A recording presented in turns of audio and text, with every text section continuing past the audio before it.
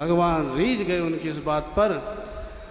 इति विक्लवितं तासां श्रुत्वा योगेश्वरेश्वरः प्रहस्य सदयं गोपी आत्मा रामोऽप्यरिरमत्। आत्मा में रमण करने वाले हरि गोपियों की इस बात को सुन करके इतने प्रसन्न हो गए कि मुस्कुरा पड़े और बोले, देवी इतना प्रेम करती हो तो चलो रमण करें। अब रमण कैसा?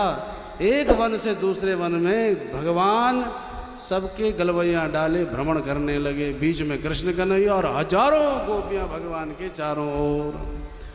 उपगीयमान उद्गायन वनितायत सूथ सतयूथ माला विभ्रद वैजयन्ती व्यचरन् वन्दयन् वनम्। वैजयंती माला भगवान के वक्ष की शोभा बढ़ा रही है, घुटनों से नीचे तक लटक रही है और भगवान भ्रमण कर रहे हैं। भ्रमण करते करते अचानक एक गोपी थक गई, उसके मन में भाव आया, तब से चल रही हूँ, मेरे पैर तो दर्द हो गए, कोई अच्छी सी मालिश कर देता तो आनंद आ जाता। कृष्ण कन्हैया इतने प्रेम में दीवाने हो गए गोपियों के कि बोले रुको रुको रुको। और जिस गोपी के पैर में दर्द था और जिसको ये भाव आया कि कोई मेरे पैर दबाता, कृष्ण कन्हैया उसके पैर दबाने लगे। अब बोले बैठ जा देवी, और खूब चरण सेवा करने लगे। उसे बड़ा सुख मिला, उसे सुख मिला। कुछ देर बाद फिर आगे बढ़े, इतने में कुछ आगे जाकर के एक गोपी के मन में भाव आया, भगवान मेरे कंधे पर हाथ रखें। भगवान तो अंतर्यामी हैं, सब जानते हैं। भगवान ने तत्क्षण उसके गर्दन में हाथ, कंधे पर हाथ रख दिया। एक ने विचार किया भगवान मेरा हाथ चूम ले, तो भगवान ने हाथ चूम लिया। महाराज जिसके जैसे भाव भगवान उसके उसी भाव को पुष्ट कर देते हैं। जब इतनी बात बढ़ गई तो सबको मान आ गया।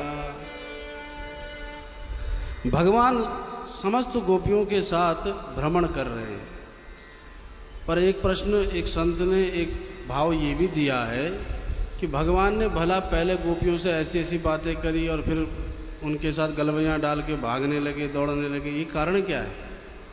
बोले एक ही कारण था, भगवान ने पहले उनसे ऐसी टेढ़ी मेढ़ी बातें इसलिए करी कि पहले जब भी कृष्ण कन्हैया से मिलने आती थी तो किशोरी जी को लेके आती थी।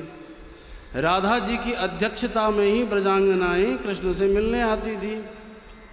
और जब बंसी स्वर सुना तो ऐसी बावरी है गई कि राधा जी को भूल गई, अपने आप मुंह उठा के चली आई, तो भगवान ने बात भी नहीं करी। और जब उन्होंने पति का उदाहरण दिया तब तक छमछम करती हुई किशोरी जी बरसाने से चली आई। बरसाने वारी को देखकर भगवान की करुणा जाग गई और सबके साथ रमण करने लगे। किशोरी जी साथ में हैं, जो साक्षात कृपा स्वरूपा हैं, इसलिए भगवान सबके मनोरथों को पूर्ण कर रहे हैं। भगवान में अगर करुणा ना हो तो भगवान हमारे किस मतलब के? भगवान करुणा सिंधु हैं, तभी तो भगवान भक्तों के अधीन रहते हैं और फिर भक्त भगवान से के पीछे पड़ जाते हैं। तो कृपा स्वरूपा हैं श्री किशोरी जी, सबके साथ रमण कर रहे हैं। राधा रानी भी संग में है। देखो स्पष्ट रूप से सुखदेव जी ने कहीं राधा नाम भागवत में नहीं लिया, कहीं गोपी कहा, कहीं वधु कहा, कहीं गोप वधु कहा, को कहीं वन्य वधु कहा, अनेकानेक नामों से राधा जी का स्मरण किया है।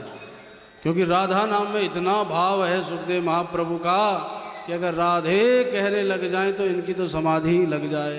तो इन्होंने विचार किया कि समाधि न लग जाए और बेचारे परीक्षित प्यासे न रह जाएं, इसलिए बच करके निकलना होगा।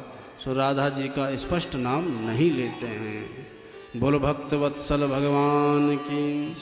एक और कारण है कि राधा जी का स्पष्ट नाम नहीं लेते। क्यों? क्योंकि सुखदेव जी गोलोक के शुक हैं, तोता हैं। ये सुखदेव जी गोलोक में राधा रानी के द्वारा लालित और पालित हैं।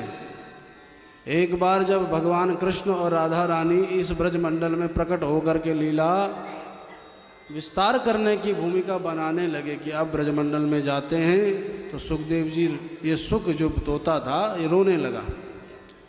तो राधा रानी ने कहा, बेटा क्यों रो रहा है, क्या हो गया?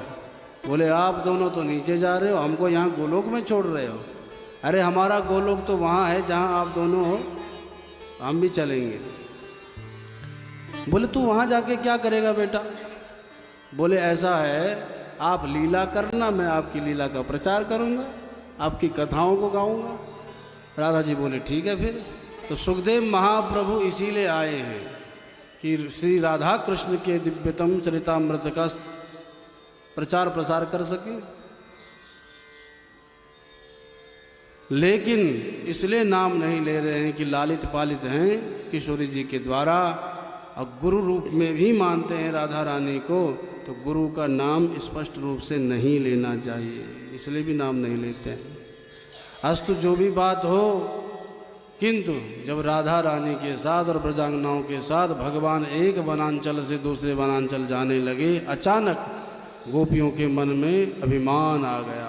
अरे वारे, हम जिस अखिल कोटि ब्रह्मांड नायक नारायण को प्राप्त करने के लिए बड़े बड़े योगी लोग योगाभ्यास करते हैं गिरि गुहाओं में, वो हमारा दास बन के घूम रहा है, वो तो हमारा नौकर बन के ही क्रीड़ा मृग बना है। ये अभिमान आया, भगवान ने विचार किया, अब आ गया अभिमान, अब अपने राम को चलना चाहिए, क्योंकि जहाँ आता अभिमान वहाँ नहीं टिकते हैं भगवान, और जहाँ से जाता है अभिमान वहाँ आ जाते हैं भगवान। भगवान ने कहा, अभिमान आ गया, अब अपने राम को चलना चाहिए। राधा रानी को लेकर के किशोरी जी का हाथ पकड़ के भगवान समस्त ब्रजभामाओं के मध्य से अंतर्धान हो गए। बोल रास विहारी भगवान